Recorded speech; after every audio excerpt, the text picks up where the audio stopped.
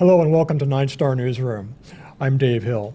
We're kicking off a new season today of the newsroom, and my first guest, I wanted to get in the newsroom today to talk about a variety of topics that are going to be important throughout the rest of this year.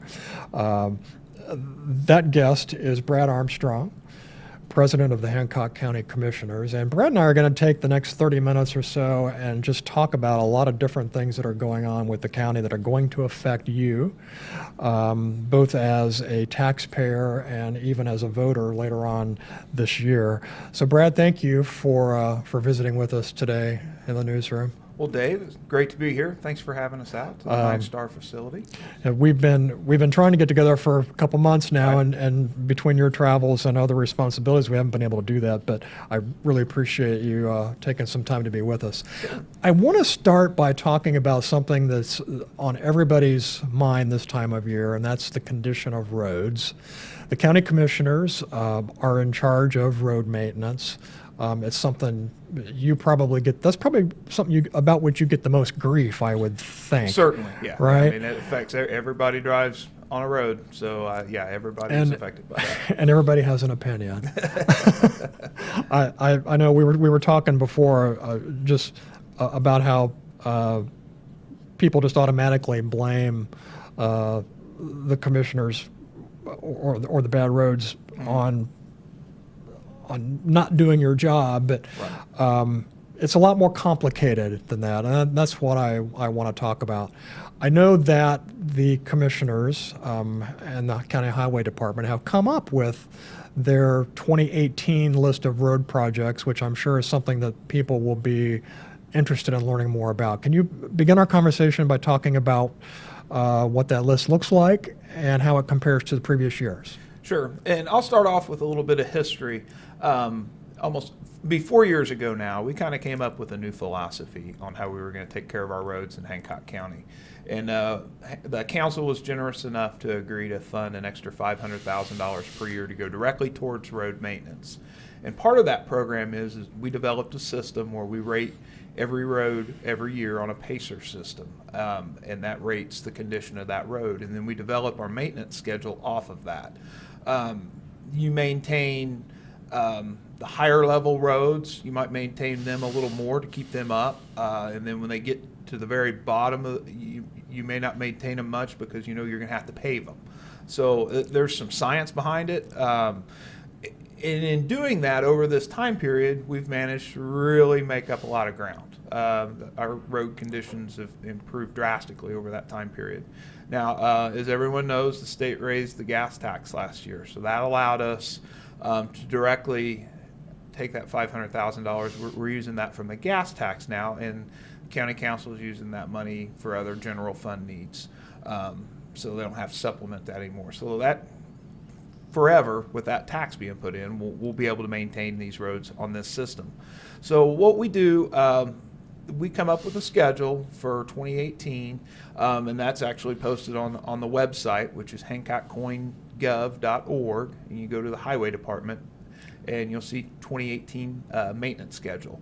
And that has all the different levels of maintenance that we'll be doing. And that's everything from complete paving, strip paving, chip and seal, and crack seal, and then micro seal that we do in the subdivisions. So there's several different levels. I mean, crack seal, for instance, we never did that before, but you know, it adds a few years to road life, so it's a wise investment. It's pretty cheap to do. We can do a lot of miles, and it extends that roadway.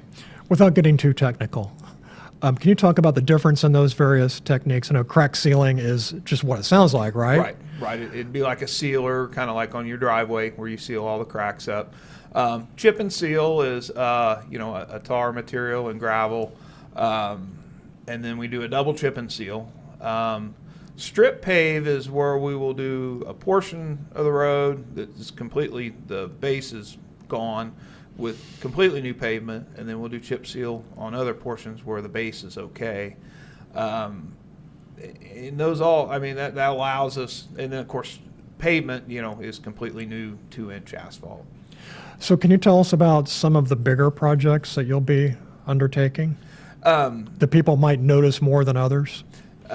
This year there's just areas that are going to be paved. We do have 2 bridges. We did 2 bridges last year. We'll do 2 bridges again this year. We're continuing on 600 West is kind of a whole nother chapter on items that we're doing on 600 West. We're working with that's a several phase project to completely reduce 600 West and 300 North, and we're continuing on that. Okay. And just to clarify, there is some science involved in this, in picking the roads. And you know where I'm going with this. How much do politics play into choosing these projects nowadays? It's a loaded question.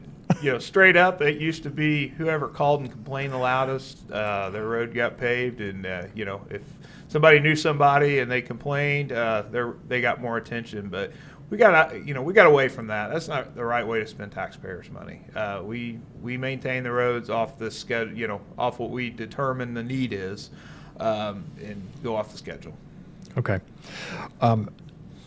If I want to call and report a particularly bad stretch of road, and I want to lobby to have that repaired this year, who do I call?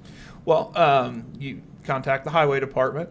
You can either call in or email, and then you can also reach that through the website or direct email.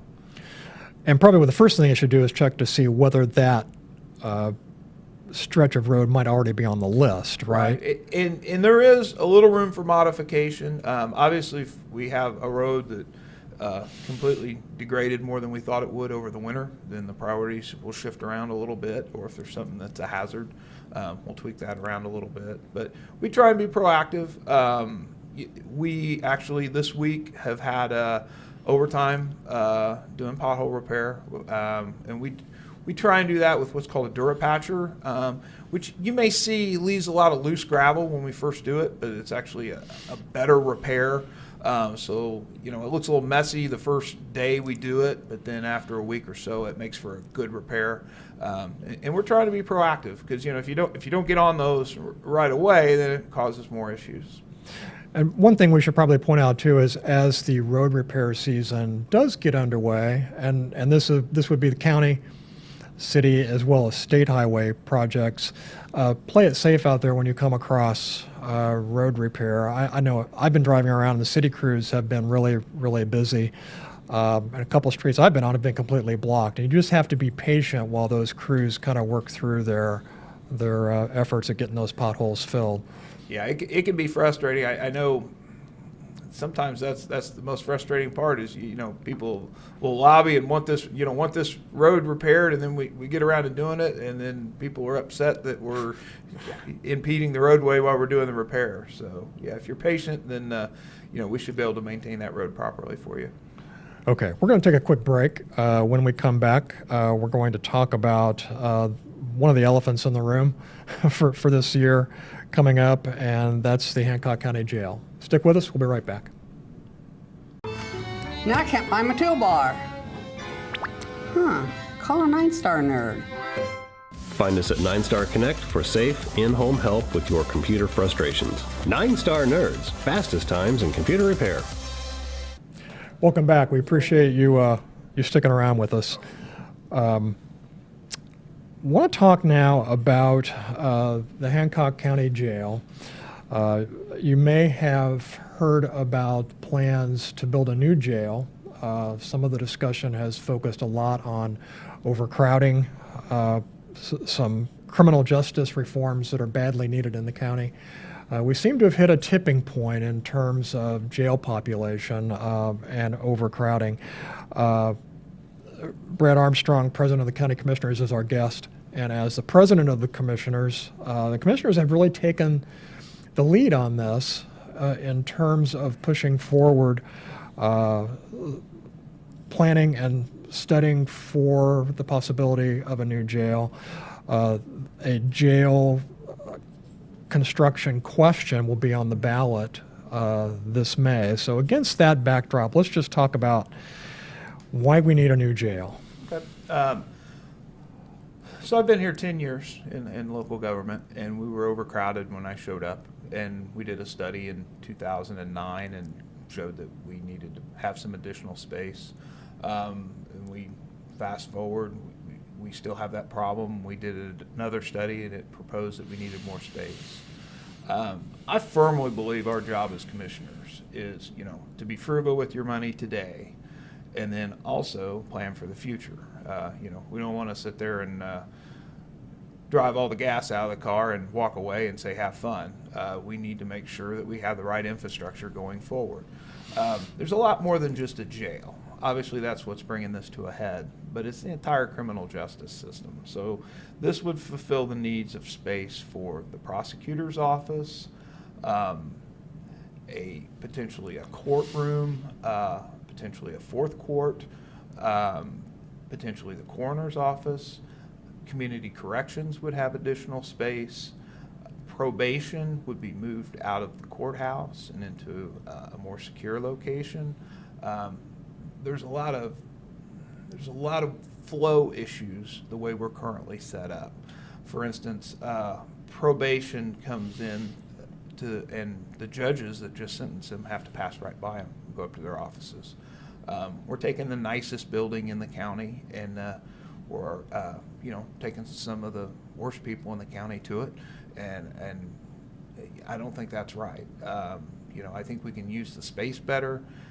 Ultimately, though, this is all predicated on our population's a little over 70,000 now, and we're projecting conservatively that in 20 years it'll be a little under 100,000. And if you look at the numbers, that's not out of line. I think it will get there, and we need more infrastructure to make that happen. We're talking about a jail of, and I think this would probably include community corrections and work release as well, but of over 400 some odd beds. Lately, the jail population has been hovering around 200 or so. What can you tell skeptics who would say, if you build a new jail with 400 and some odd beds, you're going to have 400 and some odd prisoners because that's what jails do? Well, one of the biggest things we're looking at is for better outcomes. Rather than just locking people up, we're looking for better outcomes. And the biggest way to do that is classification of prisoners. For instance, we have a much larger female population than we had. It was just a few, and it's a much larger population. Probably one of the biggest things that came out, one of the public meetings that we had to discuss this, our jail commander spoke and said, we have groups that want to help come in and help, people who are in this situation, and they don't have a place to do it. And kind of how that really hit home with me was there's so much peer pressure in jail. So, if you go back to someone that's an addict, say they're a heroin or meth addict, they're in a cell block of 30 to 40 people. There may be one or two in there that want to get better. There's a whole lot that don't. And they got to have, if they're going to meet with anybody, they're going to do it in front of all these people. And it's probably not going to be successful. Whereas if you have a facility that has more classification, you can take those like-minded people that, want to get better, want to put their lives back on a track. A lot of it's with addiction, but it's also other things, education, life skills, various things. There's been a lot of advances since our jail was built in 1988. So that allows, this is all on the table if we have a proper facility. And ultimately, we need better outcomes. The classification was confusing to me. I didn't understand it at all when we started, but it's basically saying if you have 200 beds, you're not necessarily going to have 200 prisoners because you may only have 160 prisoners, but that gives you room to properly classify and move around. Yeah, because the beds don't necessarily correspond to the demographic that you have coming in. I recently saw a report that former Judge Richard Culver wrote on his way out of office, and he makes some really interesting points as far as constructing a facility that really is kind of segmented. I was really interested in that part where he talks about building pods, for example, for people who are interested in education. And so you could gravitate folks toward that area for classes, for example, or people who are suffering from an addiction. You'd have a detox and recovery wing or pod. I'm not sure what that would look like, but you'd be able to segregate those people. And then you'd have another pod, for example, for people who are on holds who need to go to other counties. Are we thinking the right way, do you think, in terms of what this construction might look like as far as best practices are concerned? Yeah, we put a lot of effort into that, and that's what's really kind of driven the bus a lot towards a new facility is, a modern jail is a two-story pie, basically, with a central control tower, and you can cut those pieces of pie any way that you want for various uses. And this would allows a much safer environment for our staffing. And less staffing than a comparable amount of prisoners in a traditional jail. So I think everybody's on the same page. And fortunately, we had 2 public meetings on the hearing. We had a public meeting unveiling the results of the study, and then we've had a couple of joint workshops. So there's been a lot of exchange of information amongst the interested parties. And I think everybody recognizes we need to do something long term. We need to do it in a proper way that's flexible. Because what's best practices today may not be best practices 20 years from now. I know it's certainly much different than it was 20 years ago. So we need to build that flexibility into the facility. Well, and I'm thinking about the current jail when it was constructed in 1988.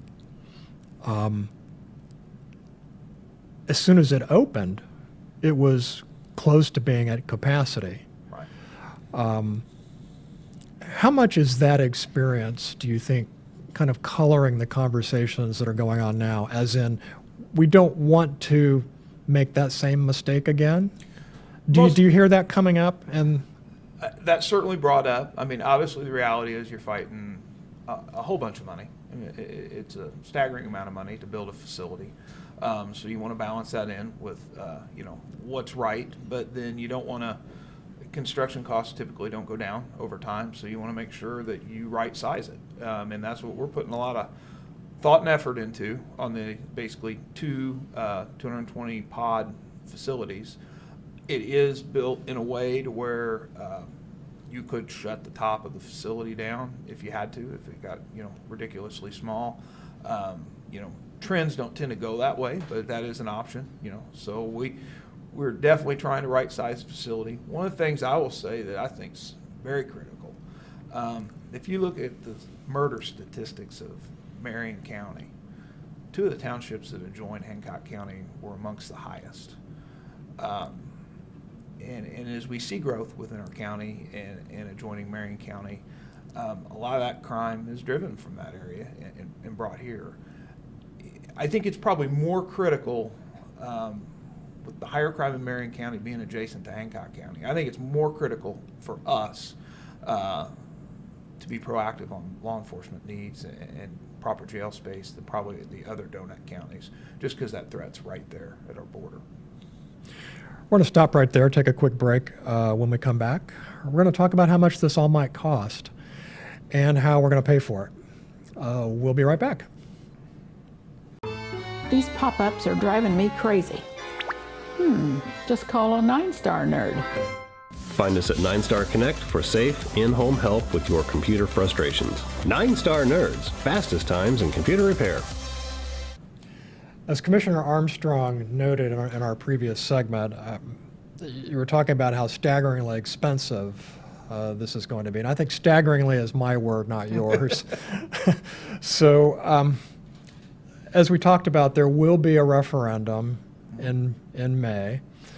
Let's talk about that cost. I mean, Okay. I've heard a lot of different numbers being tossed out. And so let's first of all focus on that in the time we have left. How much is this going to cost? Okay.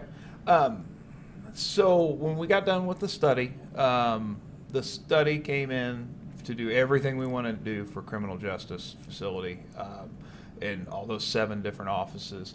The construction cost was $35 million.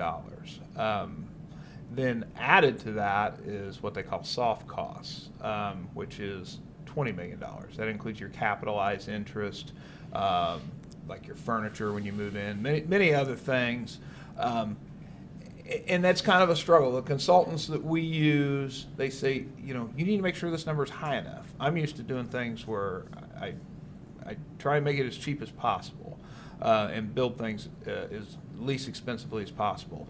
They say, if you're going for funding on this, you need to make sure that it's high enough. I think we will build it for less than that, but we have to do worst case scenario. So as we looked at, okay, well, if we need to come up with $55 million to plan for the next 30 years in criminal justice system, how are we going to do that? So we looked at several different options, and our role is to give council as many options as possible to pay for this. What we would ideally like to do is pay for half of it on a property tax and half of it on an income tax. That's probably the most fair way. That spreads that out. The way the law is written, if you pay for any of it, any portion of the project on income tax, it needs to go through a referendum process if it's over $12 million. So that's how we thought that was the best way to move it forward. It's not our intention to pay for it all on income tax, on property tax, if it were to pass. And that is, if it doesn't pass, that doesn't mean the project's not moving forward. We'll look at other, financing it through other income tax, whatever means that we can. It's a need that we have. I think the best way to leave the most options open is if this referendum were to pass. So the referendum will be basically a yes or no kind of proposition. I'm reminded of referendums in other parts of the county over the past several years. For example, I think Mount Vernon took 3 tries Right. with a referendum to pass, I won't say it was a modest construction program for the schools, but it took 3 tries. Sure. And that was for kids. Mm-hmm. Where do you put the odds of a referendum countywide actually sailing through when it's for prisoners and not kids? I guess it depends on how you couch it. I mean, it's difficult. I mean, nobody's more frustrated than me that we got to spend this kind of money for criminals. But the other side of that is if you don't, crime-riddled area is not a place I want Hancock County to be. We want to make sure that we have those that need to be in jail.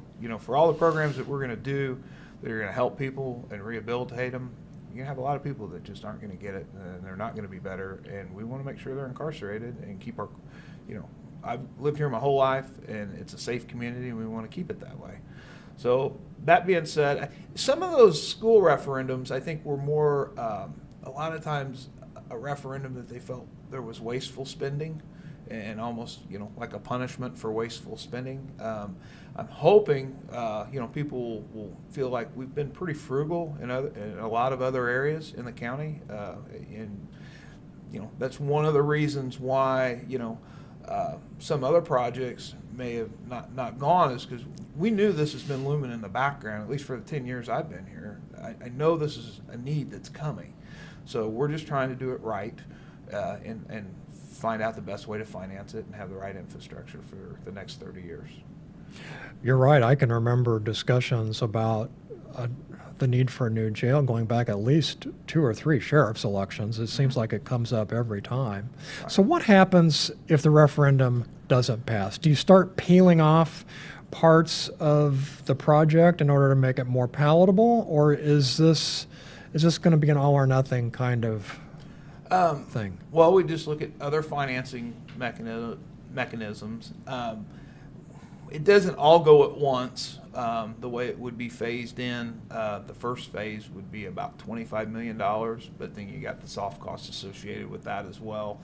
So we would probably look at, we drove the project forward with agreeing with some engineering.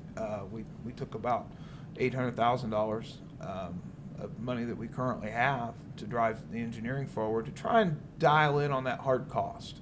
You can't just go, it takes money to figure out exactly what this is going to look like, what the facility design is going to be, and what exactly it's going to cost. So we're continuing to try and drive that forward.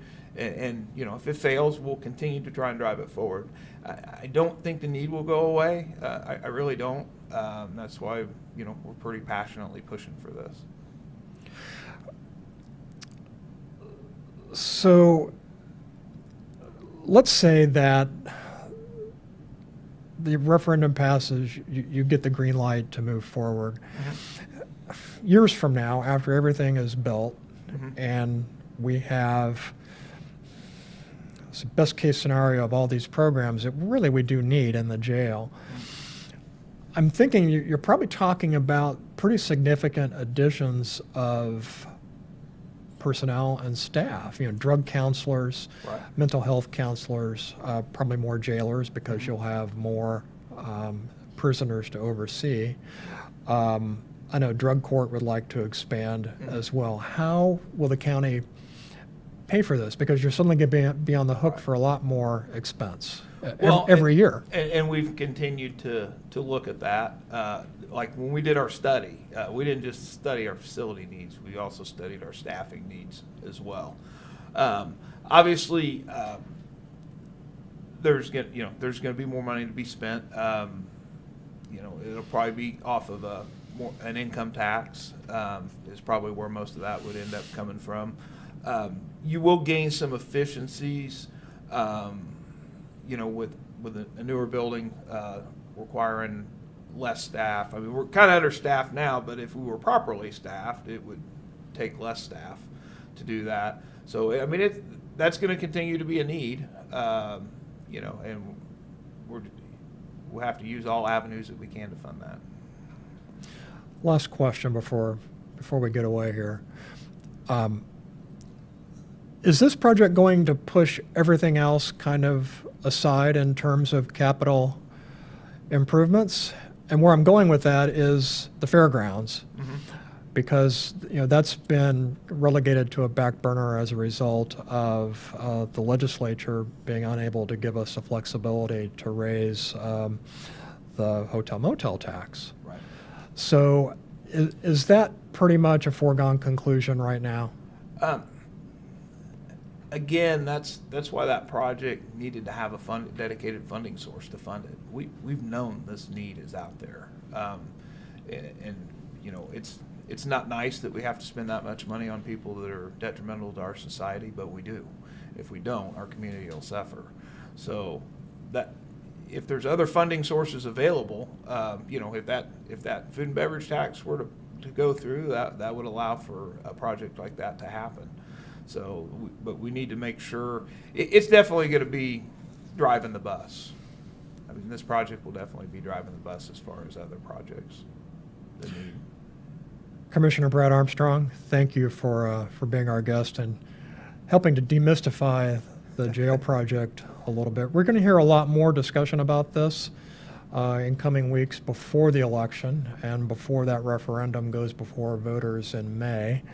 And speaking of the election, which is coming up, this is, especially on the GOP side, is going to be one of the most competitive primary elections in a long time. So we want to be sure that you're paying attention to that.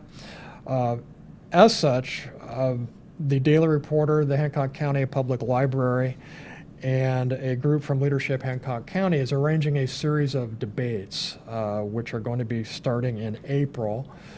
5 debates are currently on the docket, April 4th is the county commissioners debate. The next day, April 5th, the candidates for Hancock County Sheriff will appear in a debate. On April 11th, the candidates for Circuit Court Judge will face off. April 12th, candidates for Hancock County Prosecutor. And on April 16th, the folks who are running for Hancock County Council seats will face off in a debate. Discussions at this point, at the time we're taping this show, are ongoing about 9-Star Connect, possibly televising some of those events. We'll be letting you know whether and to what extent that's going to happen.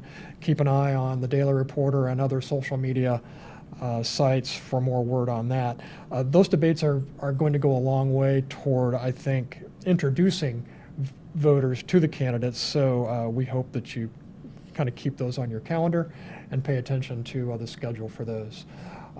That wraps it up for this edition of 9-Star Newsroom. For Commissioner Brad Armstrong, I'm Dave Hill. We'll see you again soon.